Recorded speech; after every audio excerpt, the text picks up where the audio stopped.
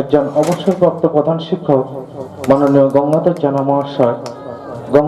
মহাশয়, ওনার হাতে কৃতি সম্মানটি তুলে দিচ্ছেন। এরপর যে কৃতি ছাত্রছাত্রীদের মধ্যে আরেকজন এমন ব্যক্তিকে আমি এই ফার্স্ট কিছু বলছি, আপনারা আমার কিছু ভুল হলে আমাকে ক্ষমা করে দেবেন। আমি প্রথমে সম্মান জানাচ্ছি সহসভাপতি এবং উপস্থিত স্টেজের সকল সদস্যগণ এবং আমার অভিভাবক এবং স্নেহের ছোট ভাই বোনদের অভিনন্দন এবং স্নেহ এবং ভালোবাসা জানিয়ে আমি আমার বক্তব্য শুরু করছি।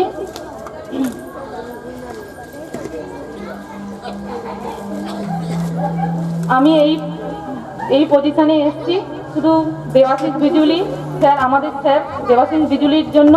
উনি আমাদের বন্ধুর মতো এবং শিক্ষক সবের মতন আমাদের শিক্ষা দিয়েছেন। আমি প্রথমে মাধ্যমিকে খুবই কম নাম্বার পেয়ে রেজাল্ট করছিলাম, আমার মন খুবই খারাপ ছিল।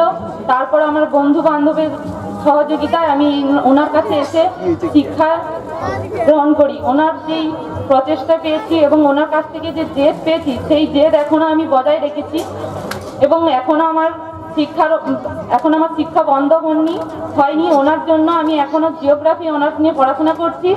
উনি আমাকে অনেক জেদ আমার মধ্যে তুলে ধরেছেন এবং ওনার জন্যই আমি আজ এই মঞ্চে দাঁড়িয়ে আছি। আমি কোনোদিন আশা করিনি আমি এখানে দাঁড়িয়ে থাকবো। আর আমি আমার এইটুকু বক্তব্য বলে আমি শেষ করছি। তুলে দিচ্ছেন।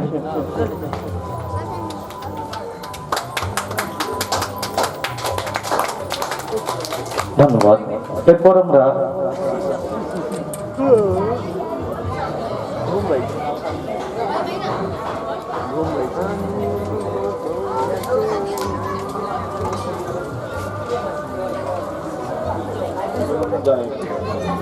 আজকের এই দিনটি আমার জীবনের বিশেষ গুরুত্বপূর্ণ দিন।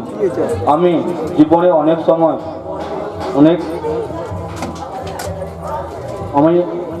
অনেকে যে সম্মান দেওয়া হচ্ছে আমি তার যোগ্য কিনা শুধু এইটুকু বলবো, আনন্দে আমার চোখে জল আসছে।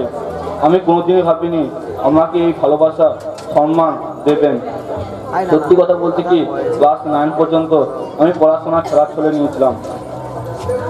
শুধু পাস করে একটার পরে একটা ক্লাস অতিক্রম করা ছিল আমার স্বপ্ন, কিন্তু জীবনের চাকার হয়ে গিয়েছিল যেদিন আমি আমার স্যার মাননীয় দেবাশিস বিজুলি মহাশয় আমার পড়াশোনার অন্য উদ্দেশ্য জানিয়েছিলেন, খুলে দিয়েছিলেন আমার জ্ঞান চক্ষু। আমার বলতে দ্বিধা নেই, শুধু ওই মানুষটির জন্য আমি এই মঞ্চে দাঁড়াতে পেরেছি। উনি আমাকে সাফল্যের চাবিকাঠি দিয়েছিলেন, যা দিয়ে আমি আমার সামনের সমস্ত বাধাকে অতিক্রম করে সাফল্যের দরজা পৌঁছেছিলাম।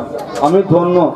যিনি ছিলেন, আমরা যে বিষয় নিয়ে আলোচনা করছিলাম সেই দেবাশিস স্যারের গুরুদেব, তিনার কাছেই শিখেছেন দেবাশিস বাবু। সেই রামপদ বেরা মহাশয় এখন সম্মানটি তুলে দিলেন। তৎসঙ্গে এই রমেশ ভাইকেও আমাদের স্যারের মিসেস, উনিও টার্গেট দিয়েছিলেন যে তুমি যদি এই নাম্বার তুলতে পারো তাহলে আমার তরফ থেকে তোমাকে আরো একটি সম্মান দেওয়া হবে। তো সেই টার্গেটটি পূরণ করেছিলেন এই রমেশ ভাই, তাই স্যারের মিসেস এই মঞ্চে ওনাকেও তুলে দিচ্ছে সেই সম্মানটি। সবাই মিলে একবার জোরে হাততালি।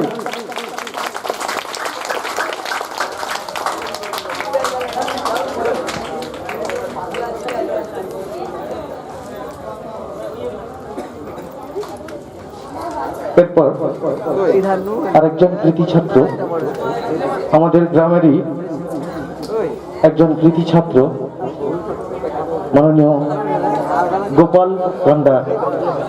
গোপাল কন্ডারকে লেকচার স্ট্যান্ডের সামনে আসার জন্য অনুরোধ করছি।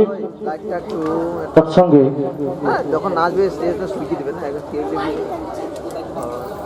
এই গোপাল কন্ডার এখন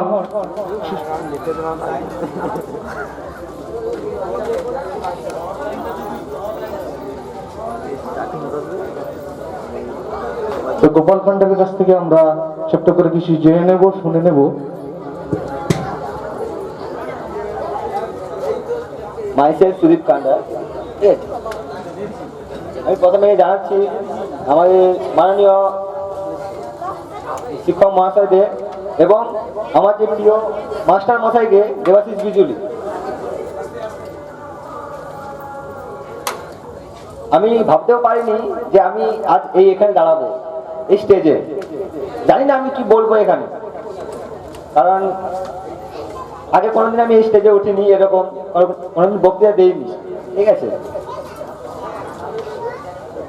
অনেক সময় অতিবাহিত হয়ে গেছে, আমি সামান্য কিছুই বলবো।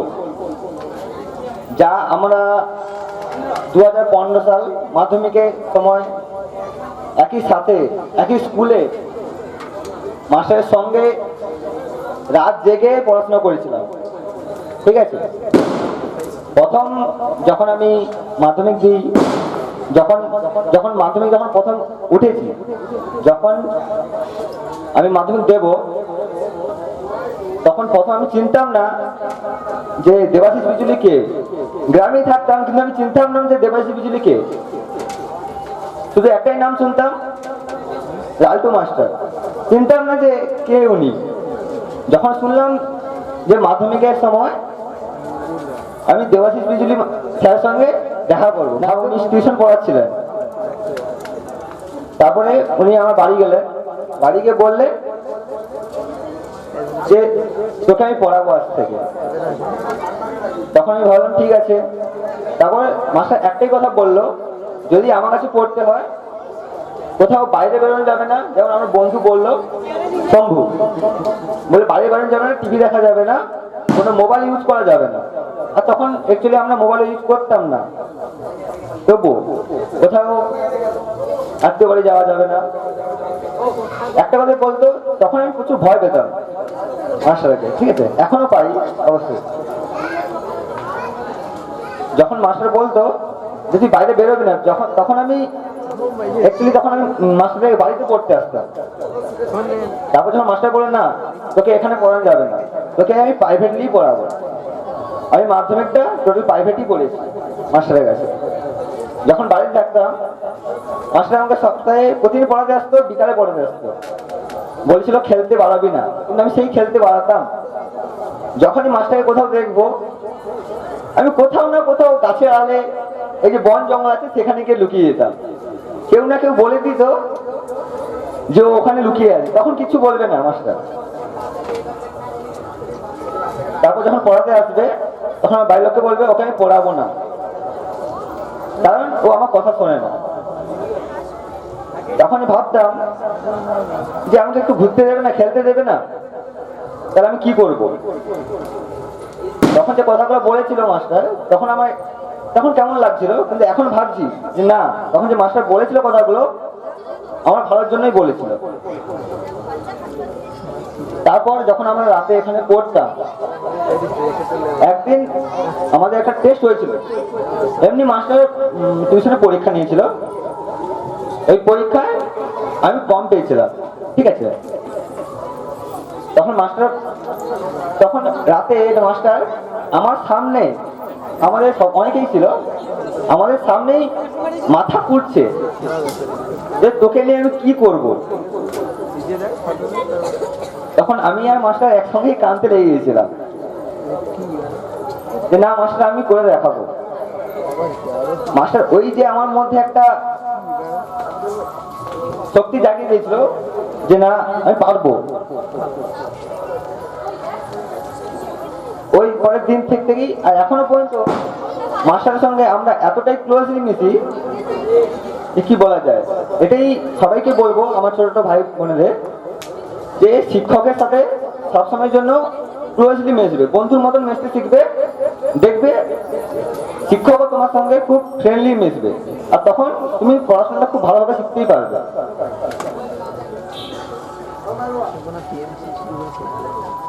ঠিক আছে, আমি আর কিছু বলবো না, এটাই বলবো যে মাস্টার না থাকলে, যখন আর একটা কথা, যখন আমি বাইরে পড়তে যাব না, যখন আমি নার্সিং পড়তে গিয়েছিলাম, তখন বাড়ির লোকও কিছু বলতে পারছে না আমি কি পড়বো, জেনারেল লাইনে পড়বো না নার্সিং লাইনে পড়বো।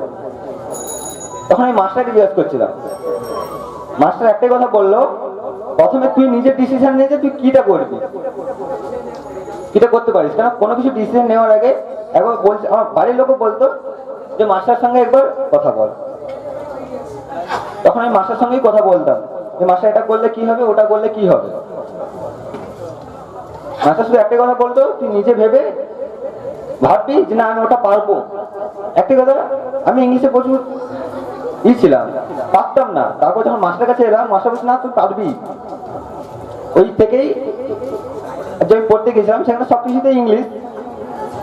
তখন আমার ভয় লাগতো যে আমি বাইরে গিয়ে কি ইংলিশে বলবো বা কি কথা বলবো, কি পড়বো। কিন্তু মাস্টার আমার মধ্যে এমন একটা শক্তি জাগিয়ে দিয়েছিল যে আমি বাইরে গিয়ে সবকিছু করতে পারলাম, আমি এসে কোনো কিছু একটা কাজে ঢুকতে পারলাম। এই জন্য আমি অসংখ্য অসংখ্য ধন্যবাদ প্রণাম জানাই আমার মাস্টার মশাইকে, দেবাশিস বিজুলিকে। থ্যাংক ইউ, ধন্যবাদ। ধন্যবাদ। গোপাল কান্ডারের বক্তব্য শুনলাম। এরপর আমরা সেই কৃতি সম্মানটি ওনার হাতে তুলে দেব। ওনার হাতে কৃতি সম্মানটি তুলে দিচ্ছেন আমাদের তাজপুর গ্রামের ডাক্তারবাবু ও বিশিষ্ট সমাজসেবী হিসেবে পরিচিত মাননীয় বিজয় কৃষ্ণ জানা মহাশয়। মাননীয় বিজয় কৃষ্ণ জানা মহাশয় ওনার হাতে কৃতি সম্মানটি তুলে দিচ্ছেন। আমরা জানি সম্পর্কে উনি এই গোপাল কান্ডারের মামা তো সরি দাদু হন। তিনি এই কৃতি সম্মানটি তুলে দিচ্ছেন।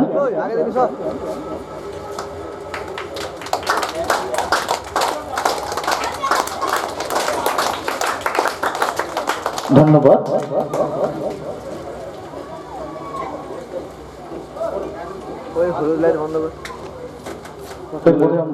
সিঁড়িতে পৌঁছেছেন।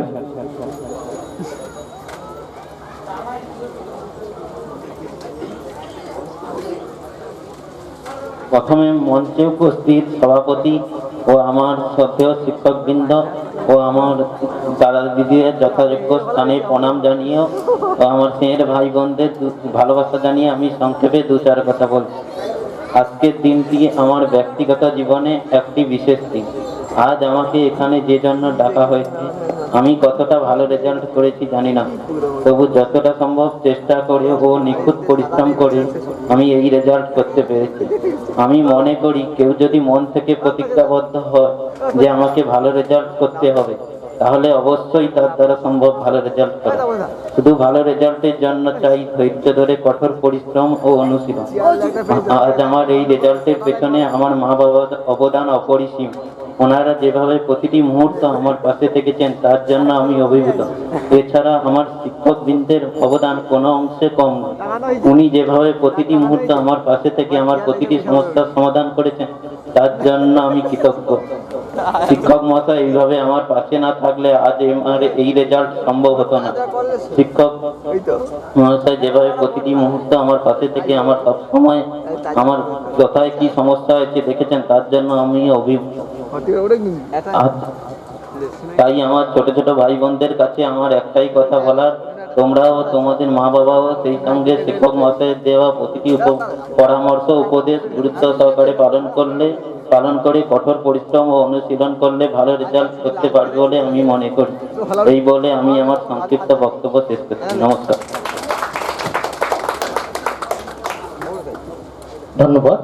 এরপর আমরা ওনার হাতে আমাদের কৃতি সম্মানটি তুলে দেবেন অনুপ বেরা মহাশয়।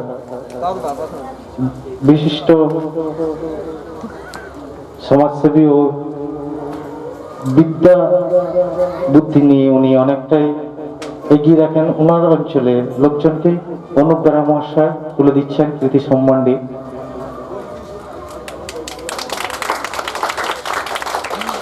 ধন্যবাদ। এরপর আমরা আমার জীবনের অত্যন্ত একটি গুরুত্বপূর্ণ কথা হলো, শিক্ষা থেকে আমি অনেকটাই অন্ধকারে নিমজ্জিত ছিলাম। সেই অন্ধকার কাটিয়ে যিনি আমাদের আলোর পথের দিশা দেখিয়েছেন, যেনাকে আমরা দাদা বলে ডাকি, এবং শিক্ষক বলে সম্মান করি। ওনাকে ওনার যথাযোগ্য স্থানে আমি আমার প্রণাম নিবেদন করছি। উনি আমাদের মধ্যে স্ট্রাগল ব্যাপারটা শিখিয়েছেন। উনি আমাদের শিখিয়েছিলেন যে শিক্ষা নিয়ে লড়াই করার প্রবণতাটাও বাড়িয়ে দিয়েছিলেন আমাদের মধ্যে। জীবনের কোনো লক্ষ্যে পৌঁছতে গেলে কঠোর পরিশ্রম করতে হবে। তাই আমি একটা কথা বলি, রবার্ট ফার্স্ট একটি কথা বলেছিল, miles to go before I sleep. জীবন কখনো থেমে থাকতে শেখায় না, জীবন অবিরাম গতিতে চলতে শেখায়। জীবনের পারিশ্রমিক ফল কখনোই বৃথা যায় না। সেই পরিশ্রম করো। এবং যারা যারা ছোট ছোট ভাই বোনেরা তোমরা এখনো যারা এই শিক্ষকের কাছে পড়াশোনা করছো, তাদের আমি একটা কথাই বলবো, ওই শিক্ষকের দেখানো পথ তোমরা অমান্য না করে ওনার দেখানো পথে অগ্রসর হও। দেখবে তোমরাও একদিন আমাদের মতো এই তোমাদের সঠিক লক্ষ্যে পৌঁছতে পারবে। এই বলে আমি আমার সকল শিক্ষক শিক্ষিকা মণ্ডলীর প্রতি আরো একবার বিনম্র শ্রদ্ধা জ্ঞাপন করে আমি আমার সংক্ষিপ্ত বক্তব্যকে ইতি করছি। নমস্কার। সমস্ত সম্মানীয় ব্যক্তিদেরকে আমার প্রণাম এবং ছোট ছোট ভাই বোনদের আমার ভালোবাসা। সত্যি কথা বলতে এখানে দেবাশিস বিজুলি নামে যে কোনো টিউশন টিচার থাকতো সেটা আমি জানতাম না। আমি এমন একটা ছেলে ছিলাম, আমার যে টিউশন স্যার পছন্দ হতো না আমি তার কাছে পড়তে যেতাম না। আমি বছরে 2-3টে করে টিউশন স্যার চেঞ্জ করতাম। কিন্তু মাধ্যমিকে টেস্ট পরীক্ষা হওয়ার 1 মাস আগে আমি আমার বন্ধু সুদীপ কান্ডারের কাছ থেকে স্যারের খবর পাই, কথা শুনি আমি। তো এই স্যারের কাছে আসার তখন একটাই লক্ষ্য ছিল কি, ওর কাছ থেকে আমি শুনেছিলাম যে টেস্ট পরীক্ষায় পাস করলে দীঘা ঘুরতে নিয়ে যাবে। আমি তখন এতটাই ছিলাম এরকম, খুব মানে ভ্রমণ পিপাসু ছিলাম। তো আমিও সেই লোভে আমিও ঠিক আছে চল আমিও ভর্তি হবো, তো বলে আমিও এসে ভর্তি হয়েছি। ভর্তি হওয়ার পরে এখানে এসে আমি এই স্যারের সংস্পর্শে এসে আমি সত্যিই বুঝতে পেরেছি পড়াশোনার মান কতটা। আর আজকে আমি এই স্যারকে আমার নিজের বাবার মতন করে দেখি। কোনো কিছু ডিসিশন নেওয়ার আগে আমি স্যারের সঙ্গে আলোচনা করি, বাড়ির বাবা মার সঙ্গে যেমন আলোচনা করি তেমন আমি আমার স্যারের সঙ্গেও আলোচনা করি। কারণ আমি ছোটবেলা থেকে একটা জিনিস শুনে আসতাম, টিচার মানেই ফ্রেন্ড, ফিলোসফার অ্যান্ড গাইড।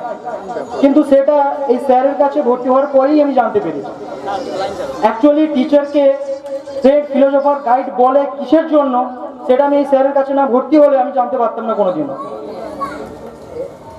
তো আমার আজকে আমি হয়তো এখনো পর্যন্ত প্রতিষ্ঠিত হতে পারিনি, এখনো পড়াশোনা করছি। আজকে আমি যে রেজাল্ট করেছি, আজকে আমি এই জায়গায় এসে বক্তৃতা দিচ্ছি, সবকিছুই এই স্যারের জন্য। এই স্যারের প্রতি আমার অশেষ ভালোবাসা। আর আমি সারা জীবনেও এই স্যারকে আমি ভুলতে পারবো না।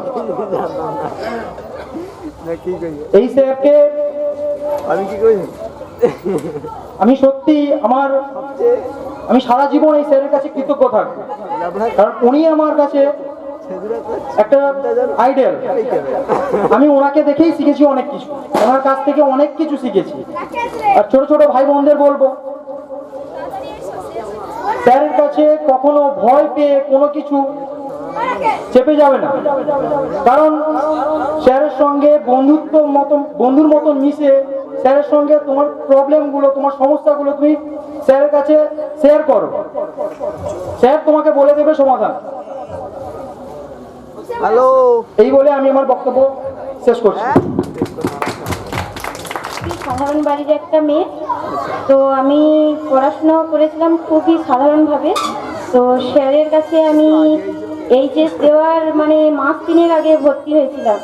সুতরাং তখন স্যার আমাকে মানে ভর্তিও নেয়, এবং আমি মানে স্যারের কাছে যে পড়িয়েছি তারও হয়তো আমি পয়সা দিয়ে উঠতে পারিনি, তবুও স্যার আমাকে পড়িয়েছে। এবং আমি একটা যাই হোক স্থানে একটা গিয়েও ছিলাম, তো মাঝপথে আমার হয়তো পড়াটা কোনো রকমে বন্ধ হয়ে যায়, এবং আর এই 3 বছর পর স্যার আজ আমাকে ডেকেও নিল। তা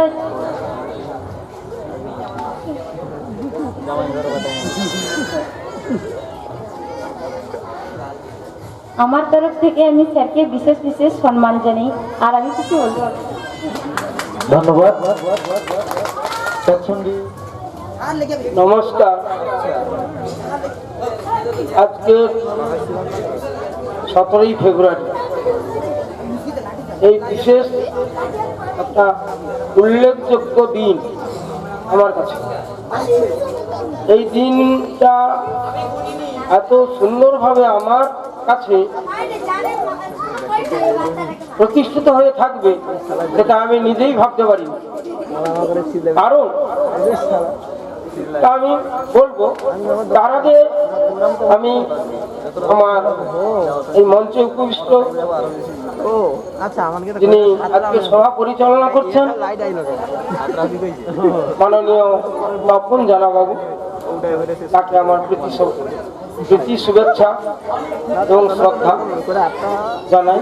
সেই সঙ্গে সঙ্গে চেয়ারপারসন যারা আছেন তাদেরকেও সম্মান জানাই, এবং গ্রামবাসী এবং উপবিষ্ট সামনে শ্রোতাবৃন্দ যারা আছেন তাদেরকে আমি যথাস্থানে যথাযোগ্য সম্মান জানিয়ে আমি 2-4 কথা বলতে চাই।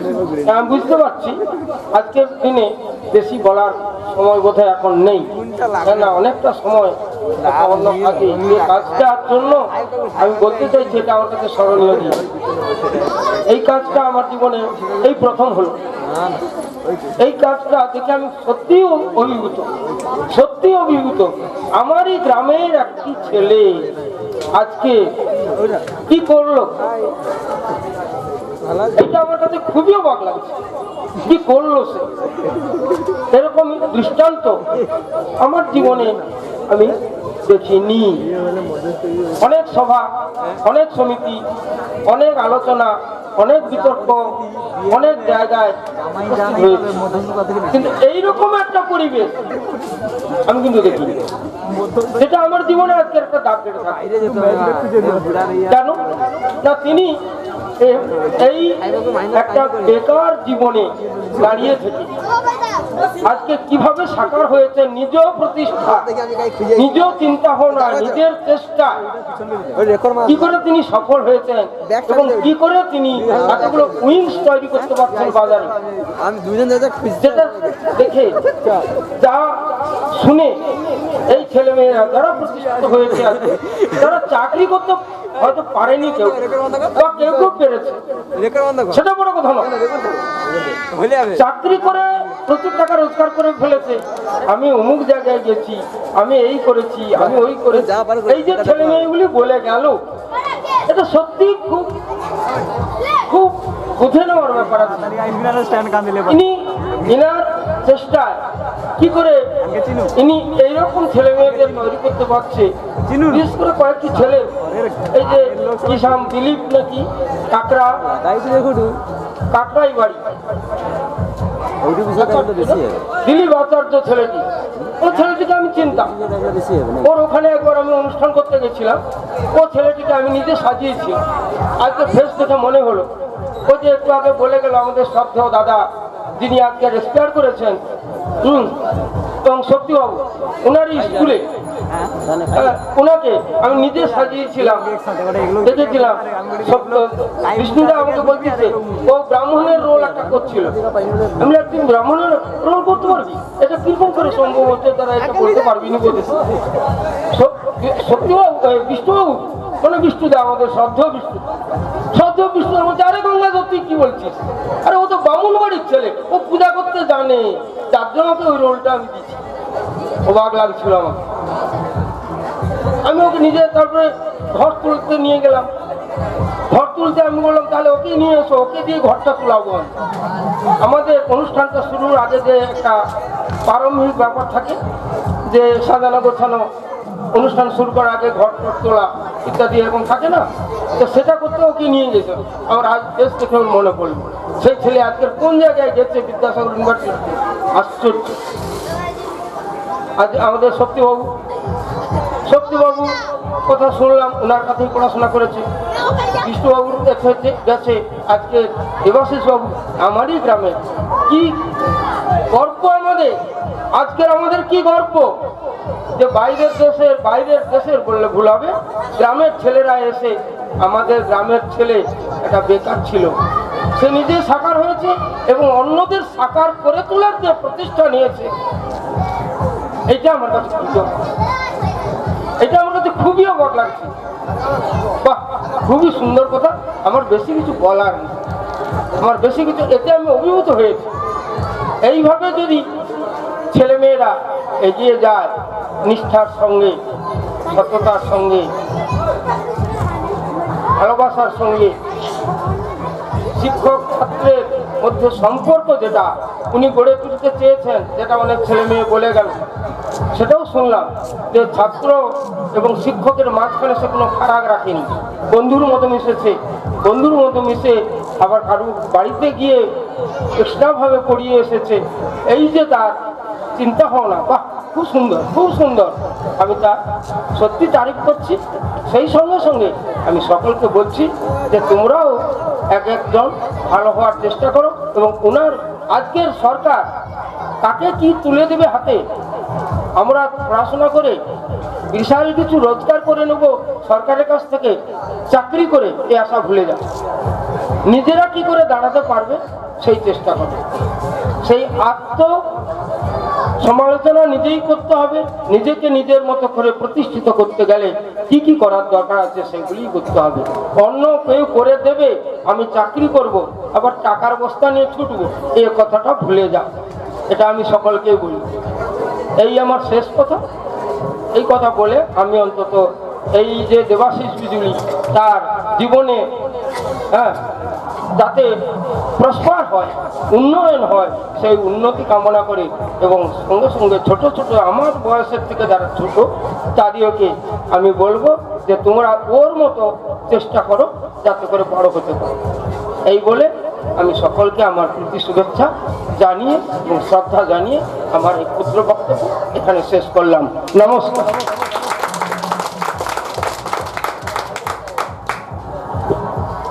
ধন্যবাদ গঙ্গাধর জানা মহাশয়কে। এরপরে আমরা আরো কিছু ছোট্ট কথা শুনে নেব অনুপ বেরা মহাশয়ের কাছ থেকে। অনুপ বেরা মহাশয়, আপনি একটু লেকচার স্ট্যান্ডের সামনে চলে আসতেন।